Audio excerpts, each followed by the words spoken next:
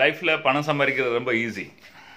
Only நீங்கள் வந்துட்டு அதுக்குண்டான குவாலிட்டியை வளர்த்துக்கிட்டோம். ஓகே, ஒரு ஒரு பாம்பு அடிக்கிறது சுற்றி சுற்றி சுற்றி அடிப்பாங்க, ஸ்ட்ரைட்டாக பாம்பு அடிக்க மாட்டாங்க. அதாவது பணம் சம்பாதிக்க என்ன வேணும்? உங்கள்கிட்ட ஒரு குவாலிட்டிஸ் வேணும், ரைட்டா? உங்களோட குவாலிட்டிஸ் என்ன குவாலிட்டியாக இருக்கணும்? மக்களுக்கு தேவைப்படுற குவாலிட்டிஸாக இருக்கணும். அல்லது நீங்கள் சேல் பண்ணுற பொருள் மக்களுக்கு தேவைப்படுற பொருளாக இருக்கணும். அல்லது அவங்களுக்கு தெரியாமல் இருக்கலாம், அதை நம்ம தெரியப்படுத்தி கொடுக்குற ப்ராடக்டாக இருக்கணும். பணம் சம்பாதிக்கிறது ஈஸி. உங்களோட மார்க்கெட்டில் என்ன தேவை, மக்களுக்கு என்ன தேவை, அந்த குவாலிட்டிஸை நம்ம வளர்த்துக்கிடணும். அதை கரெக்டாக அவங்கள பேச தெரியணும், சொல்ல தெரியணும், அதை சேல் பண்ணணும், நம்ம பணம் பண்ணலாம். சிம்பிள்.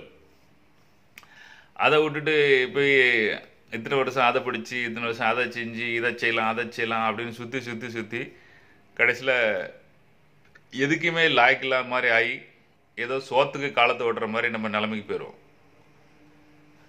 சிம்பிள்.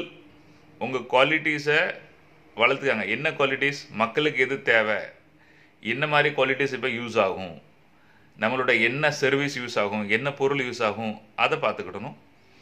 அப்புறம் நீங்கள் கொடுக்குற பொருள் யாருக்குன்னே மார்க்கெட்டில் ஆயிரக்கணக்கான பேர் கொடுத்துட்ருப்பாங்க. அப்போ நம்மளும் 100ல் 1 இருப்போம். நம்ம கதை ஓடும்.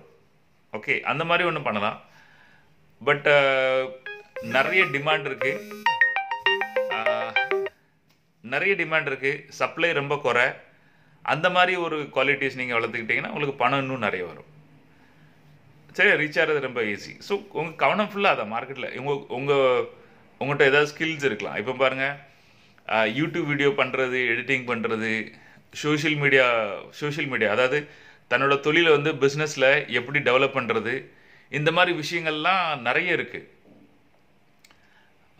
இது வந்து ஸ்கூலில் காலேஜில் சொல்லிக் கொடுக்கறது கிடையாது. ஏன்னா சோஷியல் மீடியா மார்க்கெட்டிங் இந்த விஷயம் புதுசு. இதை படிச்சுக்கிடலாம். அப்போ ஏதாவது எல்லா தொழிலுக்கும் கஸ்டமர் தேவை. ஸோ நீங்கள் இதை படிச்சுக்கிட்டிங்கன்னா அதை வந்து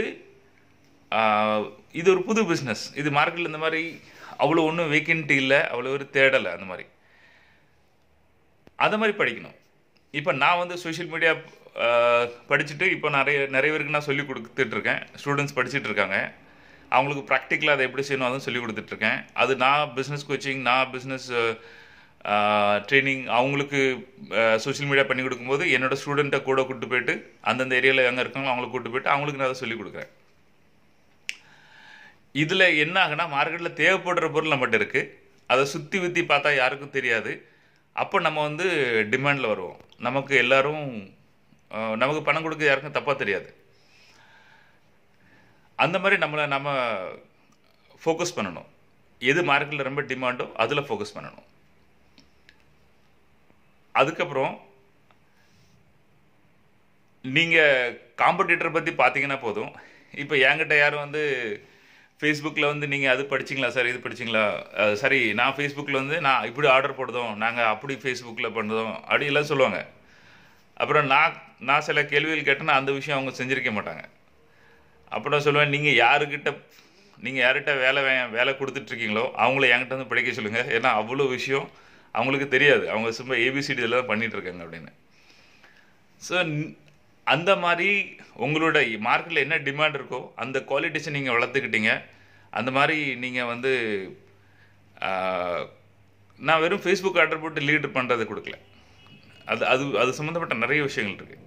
உங்கள் குவாலிட்டிஸை வளர்த்துக்கிட்டிங்கன்னா, யூனிக் குவாலிட்டிஸ், மக்களுக்கு என்ன தேவைப்படும் அந்த குவாலிட்டிஸ் வளர்த்துக்கிட்டிங்கன்னா அது மூலமாக நீங்கள் வந்து பணம் சம்பாதிக்கலாம். ஈஸியாக அந்த மாதிரி போய்ட்டுருக்கலாம்.